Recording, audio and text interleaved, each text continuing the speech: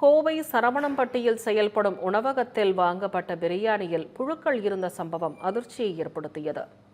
கோவை பெரியநாயக்கன்பாளையம் பகுதியைச் சேர்ந்த ரத்னம் என்பவர் ஜொமேட்டோ உணவு விநியோக செயலி மூலம் சரவணம்பட்டி பகுதியில் உள்ள ஷெரீஃப் பாய் பிரியாணி கடையில் மட்டன் பிரியாணி ஆர்டர் செய்துள்ளார். ஆனால் அவருக்கு சிக்கன் பிரியாணி தான் அனுப்பி வைக்கப்பட்டதாக தெரிகிறது.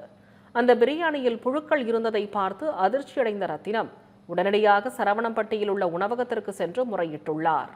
அப்போது அங்கிருந்த குளிர்சாதன பெட்டியை திறந்து பார்த்தபோது அதில் வைக்கப்பட்டிருந்த பிரியாணி பொட்டலங்களில் புழுக்கள் இருந்ததை கண்டு கடும் அதிர்ச்சியடைந்தார். இது தொடர்பாக உணவுத்துறை அதிகாரிகளுக்கு புகார் அளித்தும் உரிய நடவடிக்கை எடுக்கப்படவில்லை என்றும் கூறப்படுகிறது.